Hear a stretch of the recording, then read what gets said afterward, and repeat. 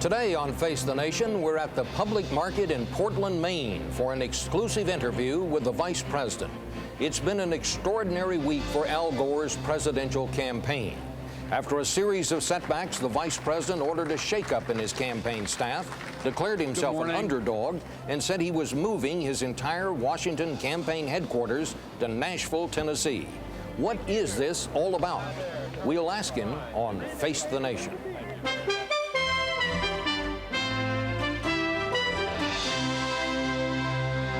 Face the Nation with CBS News Chief Washington Correspondent Bob Schieffer.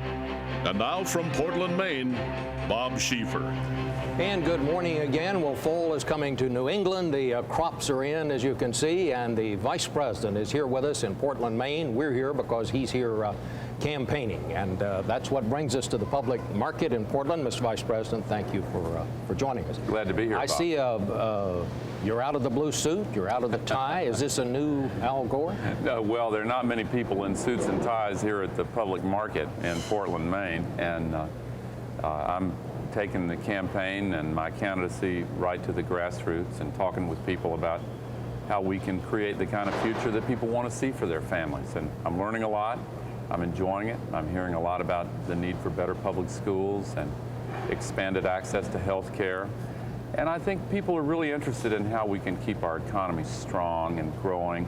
They like the fact that we've created 20 million new jobs in America, but they want to make sure that we continue to make progress because a lot of people have been left behind, including some in this state. Mr. Vice President, let me start with just a little bit of unpleasant news because it's in all the papers this morning. A report that State Department investigators have compiled a report that says while your campaign chairman, Tony Coelho, was heading a U.S. trade exhibit in Portugal last year, there were some unusual practices. They list things like misused airline tickets, gave a niece a federal job, received a questionable loan, urged the government to make questionable payments to several contractors, and that some of the records about all of this were destroyed. Do you know anything about this report? I know Tony Coelho, and he's doing a great job as my campaign chair, and he'll continue doing a great job as my campaign chair. You have full confidence in him? Tony Coelho is doing a terrific job. He's my close friend, and he's going to continue doing a great job. He's frankly making it possible for me to be out here in the public market, out here talking with people at the grassroots. And people that I talk to are not interested in inside baseball, political. So in other words, he has your full confidence. He's going to stay on. You don't have any problem. He is staying. You don't think he's done anything wrong? He is staying, and I haven't seen this report, but I know him. And he is going to continue doing the terrific job he's been doing as my campaign chair. Well, let's talk about what happened this week, because it was an extraordinary week by any standard. You called a news conference, said you're shutting down your entire Washington campaign headquarters, moving it to Nashville, Tennessee. Why? Well, the campaign's entered a new phase. It's a close, hard-fought race. And frankly, I welcome that. I think that we can elevate this campaign, not only by taking it directly to the grassroots, but also by having a series of debates. I announced three things. I'm moving the campaign lock, stock, and barrel to Tennessee, away from K Street to Main Street, so to speak. Secondly, I'm going to change the way I campaign, and instead of having these events that are planned out, just have open meetings and talk to people directly about the choices we face. And then I challenged Bill Bradley to a series of debates. I'd like to have debates every 2 weeks and have them on different issues each time: education, health care, etc. And I'm sorry that he has turned down my debate challenge. I wish that he would accept, and I hope that, I hope that we can together create a different kind of campaign, not rhetorically, but in reality, to really lift up the way we present issues to the American people. Well, let me ask you this.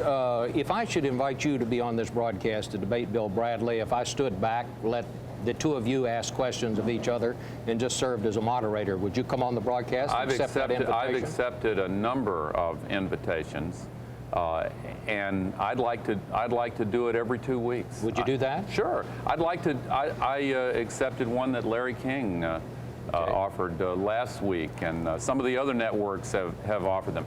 But here's the point.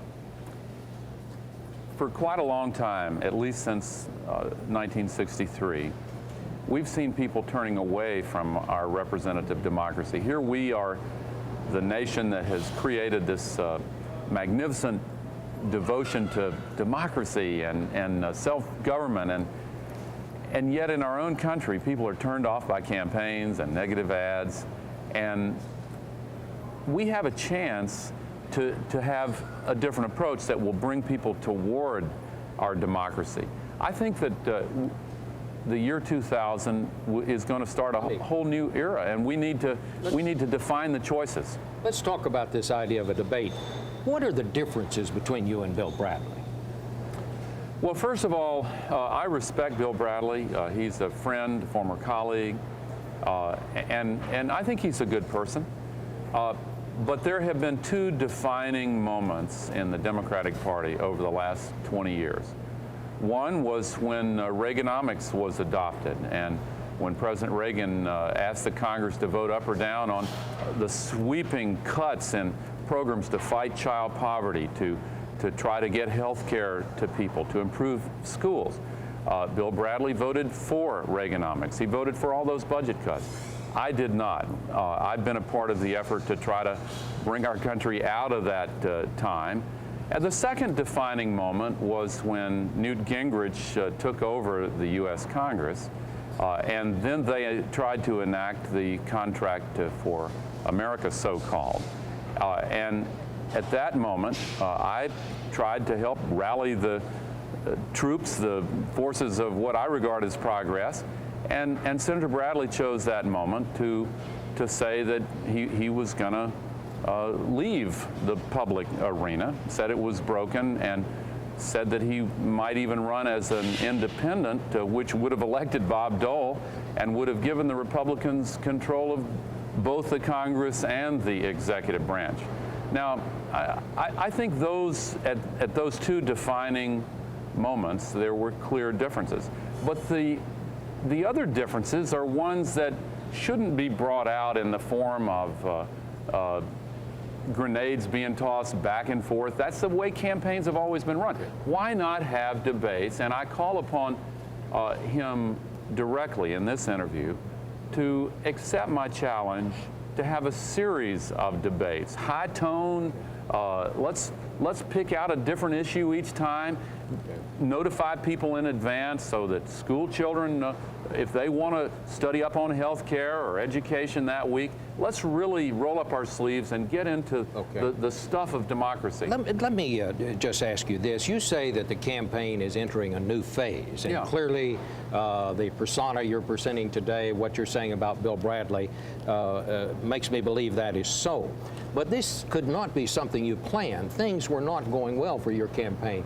What is it that has made Bill Bradley so appealing this time? Well, I think that once it became a two-person race, it was inevitable that if my opponent crossed the threshold of credibility and competence, which he did, then it would narrow and tighten and become a hard-fought, close contest. It has now reached that stage. And honestly, I welcome that. I really do. I think that it's a healthy development. I think that the challenge now is for both of us to make of this something that helps our country and elevates our democracy. And I'll tell you something else, Bob. With the Republican frontrunner raising all this cash out there, all these big bucks, the one thing that we have going for us as Democrats is the issues. They always have more money on the Republican side. We generally have the people agreeing with us about the issues. I think the best way for us to ensure a Democratic victory in the fall of 2000 is to have an all-out discussion of these issues and try to draw the public toward our party, toward that discussion. What do you think you have done wrong? After all, you raised a lot of money, you're the sitting vice president. How did the campaign get to where it is right now? Well, I think we've done a lot of things right. I've learned a lot. I've enjoyed the campaign dialogue. And you know, what are campaigns for? They're for the constant renewal of our democracy. They're for giving people a choice. They're also about transformation. And I'll tell you, starting about a month ago, I began to hear the music of this campaign year and connect with the American people in a new way. And what they want to hear about is not the horse race or the tactics or anything like that. What they want to hear about is how we can make their lives better, how we can bring about revolutionary improvements in our public schools, get health care to every child, continue growing the economy, rekindle the spirit of America. Those are not just phrases.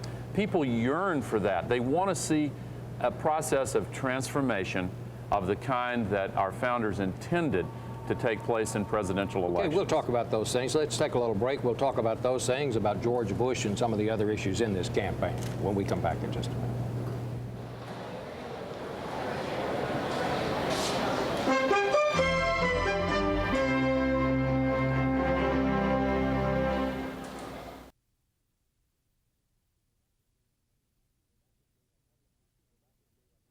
We're back at the public market in Portland, Maine with Vice President Gore. Mr. Gore, this week, George Bush, the Republican frontrunner, separated himself from the Republican Congress. He said of their budget plans, I hope they don't try to balance the budget on the backs of the poor. Any response? Well, in the Republican Party today, I think it's obvious the right hand doesn't know what the far right hand is doing. I've been using that line for a little humor, but I think that it really kind of played out in reality this week. But what's interesting is that he still endorses this huge risky tax scheme that would completely blow the surplus, put us right back into deficits, and that's what's driving all of these irresponsible slashing cuts for the working poor that he's now differed with them on one little detail. If he really wants to try to break with them, he ought to endorse our healthcare patients' Bill of Rights. He ought to endorse an increase in the minimum wage for the working poor. And he ought to come out against this huge, risky tax scheme that would devastate Social Security and Medicare. Speaking of Republicans, Bill Bradley says that he can attract independents and Republicans, and he says that's what it's going to take to win the presidency next time out. Do you think he's right about that? I think that's what campaigns are for. And in every campaign I've run, I have been able to attract people who are independents and independently thinking Republicans along with Democrats. But I think that the campaign is a contest not only of people and candidacies, but of ideas and agendas. And I think is he more liberal than you are, Bill Bradley? I think the old labels are kind of shop worn. As I mentioned, he voted for Reaganomics, and I did not. There are plenty of other examples, but I think those old ideological labels are less meaningful than they once were. One other politician I want to ask you about, Governor Ventura of Minnesota. He said this week that organized religion is a sham, called for legalizing prostitution, I think, and made some other controversial statements. In light of that, do you think he is still a serious factor or will be a serious factor in the coming campaign? You know, I didn't read that interview, so I can't really comment on it. The one in Playboy? That's correct. Where he gave the interview. Correct. Yeah. Did you read it? Yes. Okay. It's part of my research. You bought it for that article, didn't you? Yes. Well, anyway, I think that he's an entertaining guy. I've met him, I guess, a couple of times, and you know, I understand his appeal, and I think that his appeal has been so different and unconventional that I wouldn't want to venture a judgment like the one you invited me to make, because his appeal's been unconventional all along. So seems like an interesting fellow. I disagree with his views, especially the ones that you quoted there. Let's talk about your friend Bill Clinton. A lot of people remember that Saturday afternoon. I remember it very well when the House voted to impeach the president. You went to the White House lawn and said, this president will be remembered as one of the greatest presidents in history. You still believe that? You know, look at the economic record, Bob. We've gone from the biggest deficits to the biggest surpluses. We've gone from a triple-dip recession to tripling the stock market. Instead of quadrupling the debt, we've seen the creation of 20 million new jobs. So you still stand by the statement? Let me set the context for you from that afternoon. The Republican Senate was about to try to remove him from office for an offense which, while terrible, was in the judgment of the American people not one that justified removal from office. We were in the midst of political combat, and I think that fighting back to try to prevent a political injustice from occurring justifies drawing the line in the sand and saying, hold on here. Look at the great achievements that we have. That's an interesting statement, and I want to go over this now. So as we come into the coming campaign, do you want people to believe that you were simply making a political defense? Oh, I think that this was not something that was coming from the heart, that he was a great president. It shouldn't be taken literally. I think that he is. No, I think that he is. And I think that in the context of that political combat, it's especially important to point to these achievements. Look at what happened during the Reagan-Bush years and contrast it with what has happened after 6.5 years of the Clinton-Gore administration. Do you believe it's one of the biggest economic turnarounds in the history of the United States. Do you believe there is such a thing as Clinton fatigue? In other words, that one of the things that may be harming your campaign is people are simply tired of the Clintons and they see you as part of that administration? Well, I'm counting on Clinton fatigue. I think people are tired of the questions about that because they want to turn the page and look to the future. And what I hear people talking about is what's coming up next? What is the plan for keeping our prosperity going?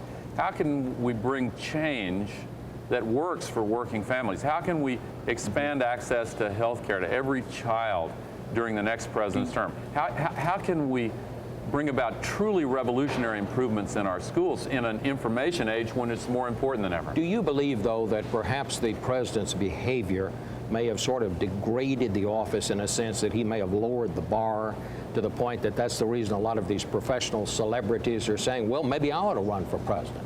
Oh, I mean, I thought that, you know, if you look back, that's happened previously.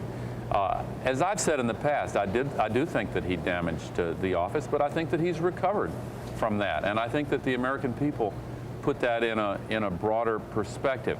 But you know, this election in the year 2000 is not about Bill Clinton. It's not about the past. It's about the future. And one of the reasons why I welcome the new shape of this campaign and the chance to have vigorous debates and a discussion of the ideas and elevate our democracy is that I think that, frankly, gives me an even better chance to define my candidacy in terms of what I'm saying to the American people as a candidate for president, not as someone who is vice president and defined in those terms. I think that making that transition... So how are you different from the president? Well, we have completely, we're different people, as any two people are different. And more importantly, in the year 2001, we're going to face completely new challenges that demand completely new solutions. And that's what I've been talking about during this campaign. I want to ask you just a personal question. When Senator Moynihan, one of your colleagues in the Senate, certainly one of the most respected people in the Democratic Party, endorsed Senator Bradley, and they asked him why he wasn't endorsing you, he said, there's nothing wrong with Mr. Gore. He's just unelectable. Did that hurt? Listen, I respect him. He's earned the respect that he is granted. Obviously, I disagree with that assessment. And that assessment is not one for any individual to make. It's for the voters to make. And anybody who tries to take this choice away from the voters is going to be in for a sharp surprise, because the American people are starting to listen carefully to what's going on in this campaign, because they care about our democracy, they care about our future, and they don't want any pundits or would-be prophets or professional politicians saying, here's what's going to happen, you don't need to even participate.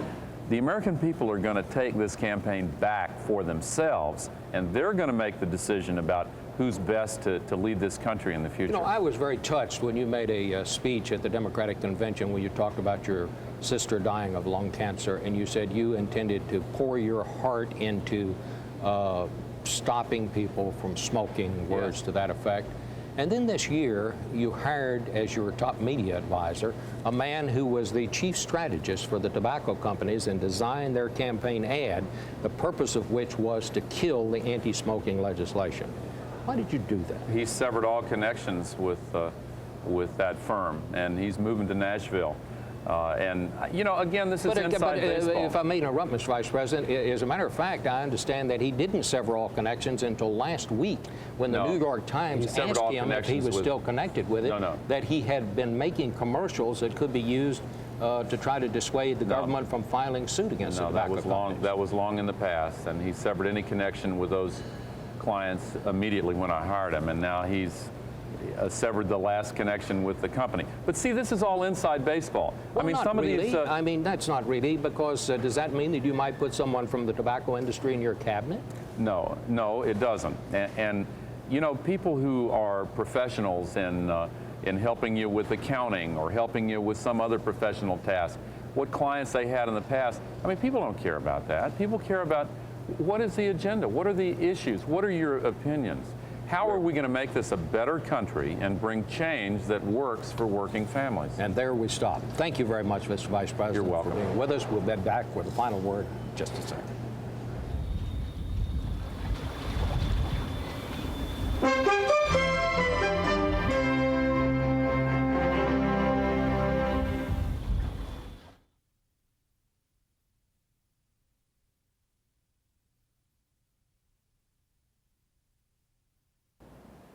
Finally, this may have been a week when Washington set a new mark for telling it like it isn't. It all began when the president called reporters into the Rose Garden to brag a little. We received more good news that our strategy is working. The government, the president went on to say, is finally taking in more than it spends. There'll be a surplus this year of $115 billion. That sent Republicans running to the mics to trumpet their version of the good news. When the American people gave us control of Congress, we had deficits as far as the eye could see. We held spending in check, and the nation now enjoys prosperity and surpluses for as far as the eye can see. Well, not quite, because both sides glossed over a small detail. The government is not running a surplus. It's actually swimming in red ink and ran up a $9 billion deficit this year. The only surplus is the money piling up in the Social Security Trust Fund. The only way that politicians in either party can claim that government is operating in the black is by dipping into that money in the Social Security Trust Fund.